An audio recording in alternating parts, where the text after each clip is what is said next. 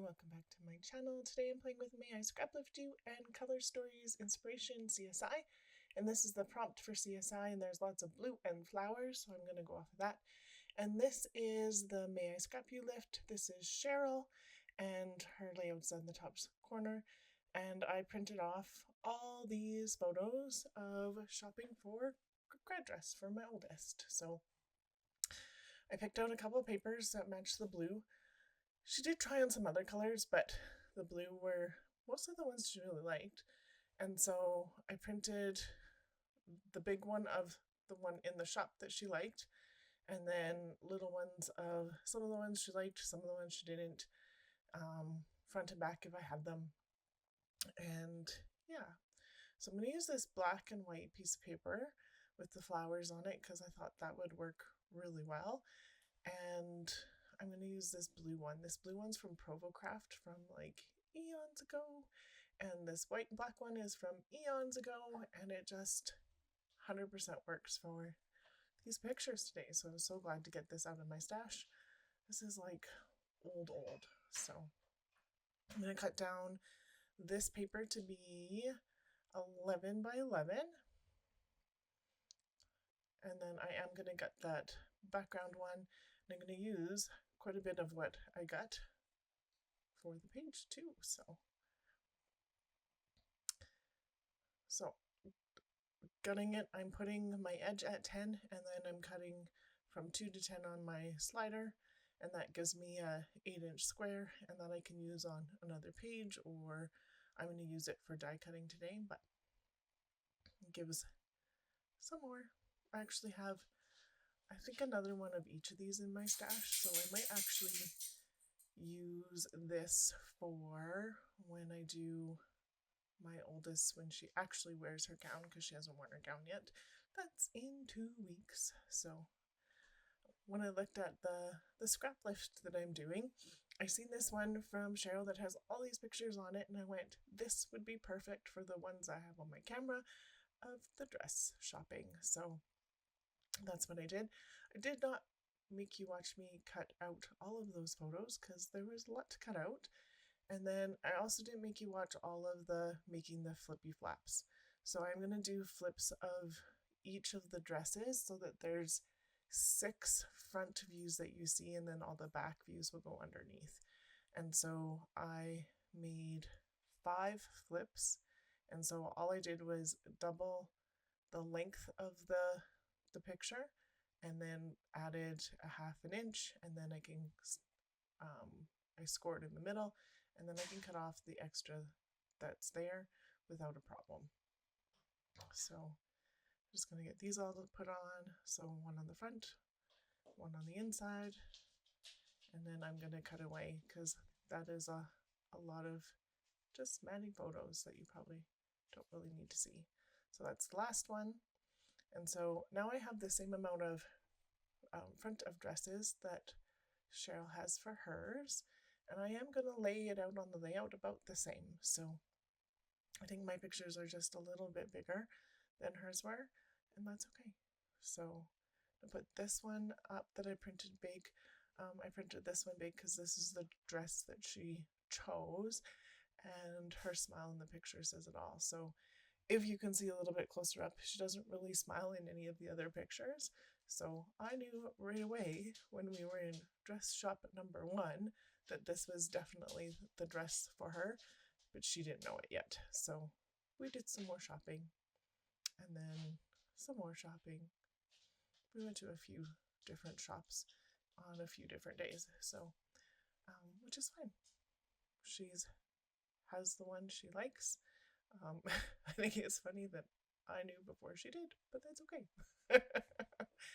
She had to be sure. So for the top and the bottom one there, I just added a little bit more cardstock because the large photo is up on 2 pieces of cardstock, and so I don't want to crease in those photos when they're in the book, and depending on the weight of the book, they might crease. So I decided, no, we don't need to worry about that. And then I'm offsetting these like Cheryl did in hers. I'm kind of sad to lose that flower, but That is what it is. It works still, so it is what it is. And then this last one, I don't actually have a back to, so it's just going to go on, and I'm going to put it a little bit sideways and overlapping, just because mine are, well, my top one's probably down a little bit more than it needed to be, and it works fine. So I pulled out some alphas, and so I did try to do this one for the dress, and so my title is going to be Say Yes to the Dress, and so I'm trying to do dress in this navy, and I don't like it. So I'll show you what it looks like here in a second. I won't make you watch me put it all down, but you can see a bit of it. It'll pop ahead here.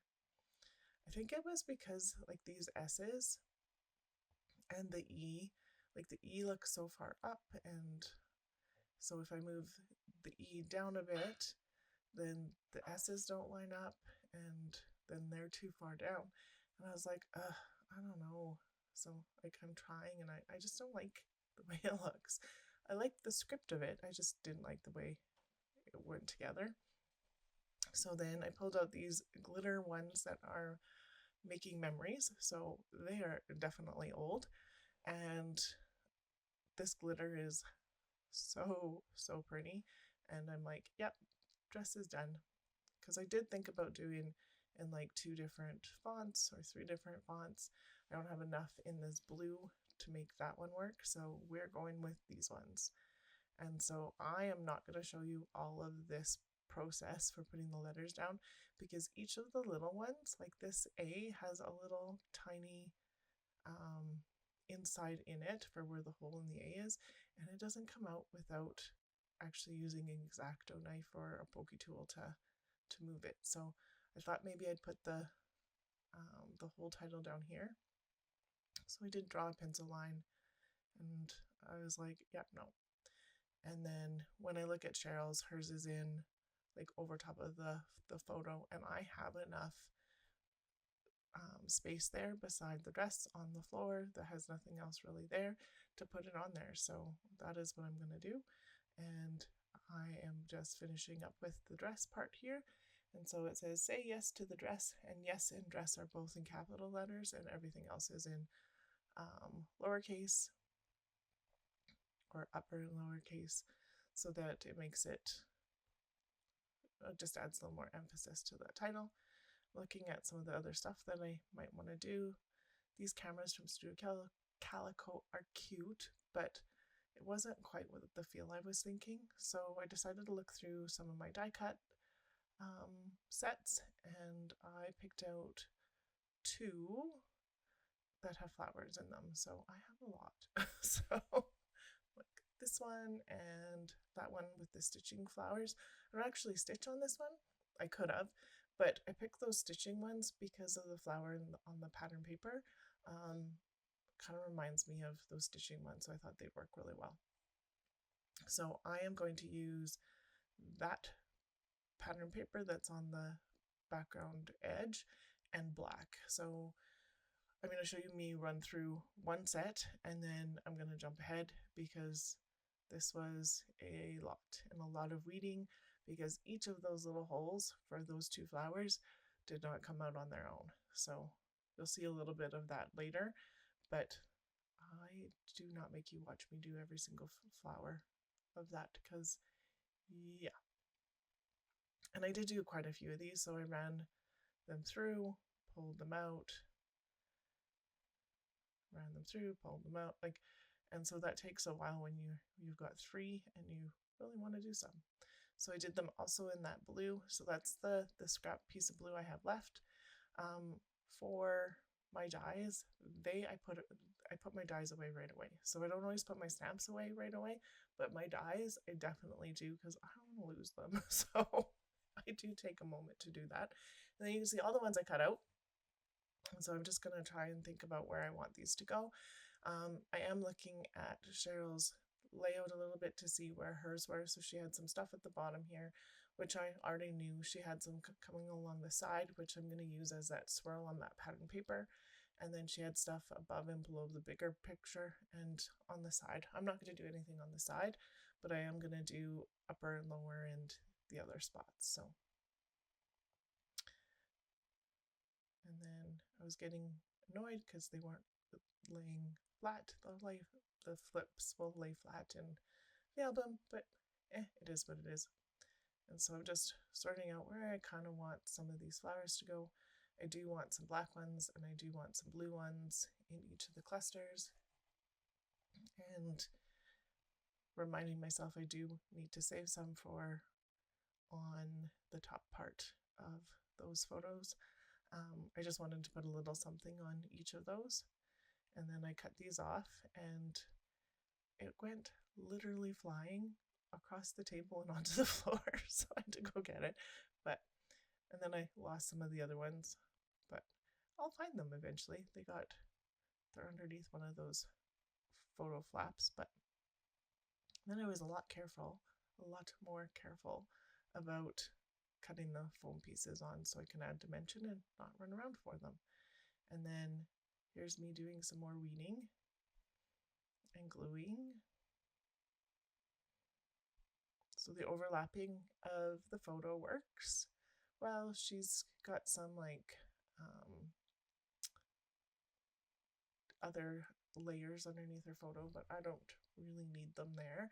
And so I'm just going to decorate with the black and this blue pattern paper and the flowers.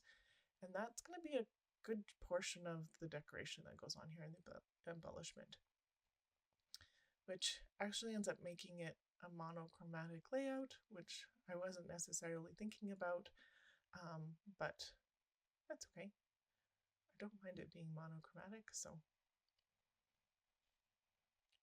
it's kind of funny because sometimes when I'm going for a monochromatic one, I just can't do it, which you'll see tomorrow. And sometimes I'm not trying to do a monochromatic layout and it just works out that way. So it is what it is. So just getting those on. I know I do need something else there with the ones at the upper right corner. I also know I want some journaling to go on here. So I thought of putting this on here with on the top one is gonna get the journaling, and so I'm looking for like a different thing that can go there. And then I decide this one will work in that spot where it needs one, and that one says saying yes and then / no, which is 100% what we're doing. This bottom one says flourish, and then the one beside the other one that was put down says growing up, that I missed saying as we were going. So I am going to put some of the blue flowers on these, and that works out well. I thought about on this top one, but the top one is the dress she chose, so it's going to get a little bit different treatment, and none of these we did well, so that is what it is.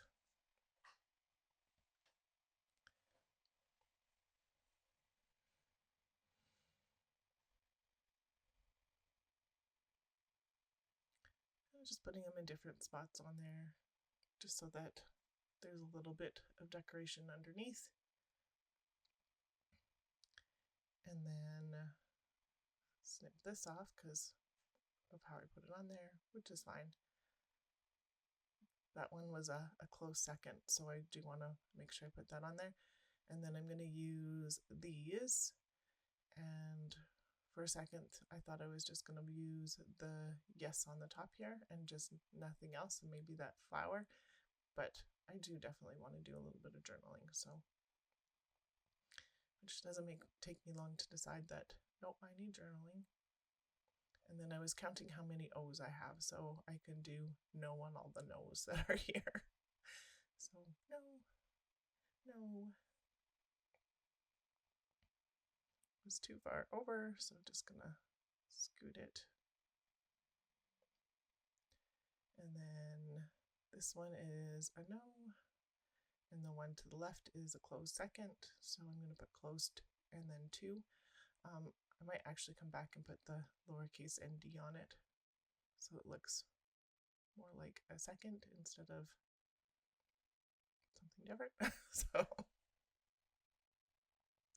Then I put the inside of that O down at the bottom there because they're pretty and they're kind of like enamel dots, but already made and matching. So I'm going to use them quite a bit.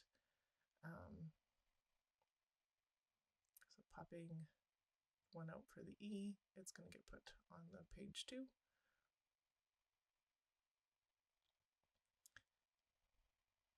And then here's the 2.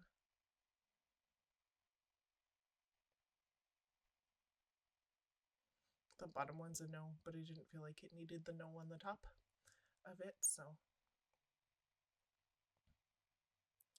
And then just using a piece of the pattern paper. Actually, this is a piece of the photo paper. It's matte photo paper, so it was easy enough to write on, and I'm just gonna do my journaling, doing some lines. And my journaling says, at the first shop I knew this was the dress based on your smile. You needed to spend some more time looking. Your smile says yes to this dress. And I did a spelling mistake, so I'll have to come back and fix it, but I don't really notice until I'm done writing all of it, and then I was like, oh, I'll just use whiteout, so you'll see that in a second. And then the yes I'm going to do in the glittery letters to tie it together. So on those ones go.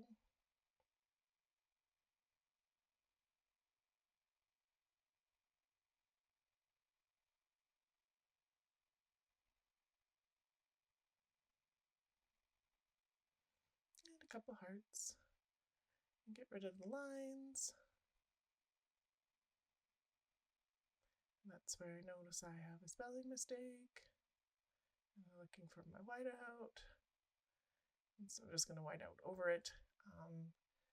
This little felt pen works just fine going over top of it, so I just have to wait for it to dry properly.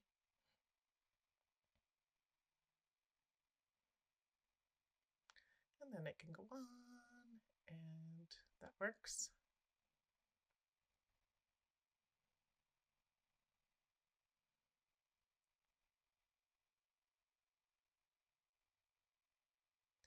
And then I am not going to show all of this, but I am going to take the middles out of the A's and the D's and the G's and the O's, excuse me, and put them on my page. So this is the last one. It literally takes an X-Acto knife and a lot of fiddly patience to do that. And then the last thing I do is I put in an play with that for a second, and then take a look. Do I need anything else? Just trying to decide. Those look good. And then I decide I'll use the exclamation mark at the end of the title. So just going to add that on.